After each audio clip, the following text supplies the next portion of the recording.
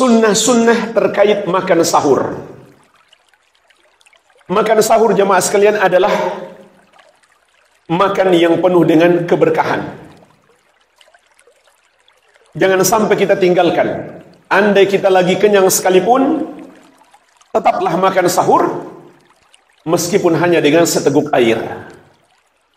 Rasulullah SAW bersabda, tasahharu walau bijur'atin min ma'in. Makan sahurlah kalian meski hanya dengan seteguk air. Juga Nabi SAW bersabda, tasahharu fa inna fis sahuri barakah. Makan sahurlah kalian, karena dalam makan sahur itu ada keberkahan. Banyak sekali keberkahan dalam makan sahur. Minimalnya itu adalah ibadah, bukan makan biasa. Dan ittiba kepada Nabi SAW. Oleh karenanya jemaah sekalian, Al-Allamah Ibnu Utsaimin rahimahullah pernah mengingatkan, termasuk sunnah yang agung dalam makan sahur adalah kita hadirkan di hati kita, kita makan ini untuk menaati Allah dan ittiba kepada Nabi SAW, bukan makan biasa. Begitu pula kita tambahkan niat untuk menyelisihi ahlul kitab, karena Nabi SAW pernah bersabda, faslu ma baina siyamina wa siyami ahlil kitab aklatus sahar. Pembeda antara puasa kita dan puasanya ahlul kitab adalah makan sahur. Jadi hadirkan dalam hati kita untuk menyelisihi mereka. Juga Nabi SAW mengabarkan kepada kita tentang keberkahan makan sahur. Beliau bersabda, as-sahuru akluhu barakah. Makan sahur itu adalah makan yang penuh berkah. Fala tada'uhu, maka janganlah kamu tinggalkan. Walau an yajra'a ahadukum jur'atan min ma'in. Meskipun seorang dari kalian hanya meneguk satu tegukan air. Fa inna Allah azza wa jalla wa malaikatahu yusalluna 'alal mutasahhirin. Karena sesungguhnya Allah dan para malaikatnya bersalawat untuk orang-orang yang makan sahur. Allah bersalawat maknanya Allah mencurahkan rahmatnya dan ampunannya. Malaikat bersalawat kepada kita maknanya malaikat mendoakan ampunan untuk kita. Kapan waktu makan sahur itu? Waktu makan sahur itu dimulai dari pertengahan malam sampai akhir malam, menjelang waktu subuh. Inilah waktu makan sahur.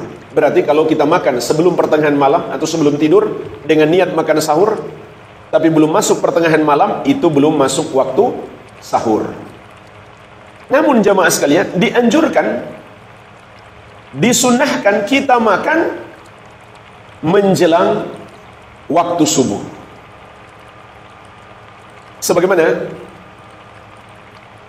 dikatakan oleh tabi'in yang mulia Amr bin Maimun rahimahullahu ta'ala, kana ashabu Rasulillah sallallahu alaihi wasallam a'jalan nasi iftaran wa abta'ahum suhura. Para sahabat Nabi sallallahu alaihi wasallam adalah orang-orang yang paling cepat berbuka puasa kalau sudah masuk waktunya, dan paling lambat makan sahur. Tepatnya di jam berapa? Maka kita bisa mengukur dari penjelasan Zaid bin Thabit. Sebagaimana diriwayatkan oleh Anas bin Malik radhiyallahu anhu dari sahabat yang mulia Zaid bin Thabit radhiyallahu taala anhu. Beliau mengatakan, "Fasaharna ma'an Nabi sallallahu alaihi wasallam, thumma qama ila sholati." Kami makan sahur bersama Nabi Muhammad sallallahu alaihi wasallam. Kemudian beliau bangkit untuk melakukan sholat. Qultu, aku pun bertanya, yaitu Anas bertanya kepada Zaid bin Thabit, kam kana bainal adzan was sahur? Berapa jarak antara adzan dan sahur? Qala, beliau menjawab, qadru khamsina ayah, seukuran membaca 50 ayat. Al-Allamah Ibnu Utsaimin rahimahullah mengatakan, kurang lebih antara 10 sampai 15 menit. Itulah jarak Nabi SAW selesai makan sahur dan waktu subuh. Artinya tidak mepet banget ya ke waktu subuh. Kasih jarak paling tidak 10 menit.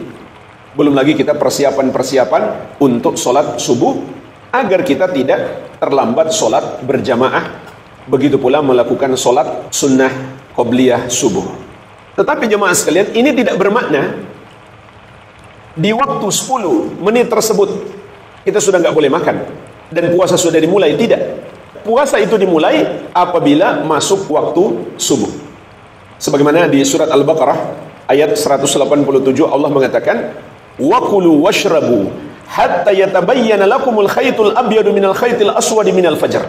Makan dan minumlah kalian sampai menjadi jelas benang putih dari benang yang hitam, yaitu terbit fajar. Artinya, andai ada orang terlambat sahur, baru bangun, masih ada 5 menit, tidak mengapa. Dia makan sahur. 1 menit pun masih bisa. Minum air, makan 1 kue, maka tidak mengapa. Nah, pertanyaannya jemaah sekalian, andai dia lagi makan sahur, kemudian terdengar azan, apa yang harus dia lakukan? Lanjut atau stop? Jawabannya tergantung. Kalau dia masih ragu, jangan-jangan muadzin ini kecepatan. Buktinya apa? Baru 1 masjid yang azan, yang lain belum. Jika dia masih ragu, tidak mengapa dia lanjut. Kenapa? Ada kaidah mengatakan, al-aslu baqa makana ala makan. Hukum asal itu tetap sesuai dengan keadaannya. Artinya sampai ada sesuatu yang bisa merubahnya. Atau kaidah juga mengatakan, al-yakin la yazulu bisyak. Keyakinan tidak bisa hilang dengan keraguan. Adanya waktu malam itu kan yakin. Kemudian apakah sudah masuk waktu subuh? Itu kan belum yakin. Masih keraguan. Maka keraguan ini nggak bisa menghilangkan keyakinan, sehingga dia boleh untuk terus makan dan minum. Tapi jemaah sekalian, kalau dia sudah yakin, wajib dia segera berhenti. Wajib dia segera berhenti makan sahur.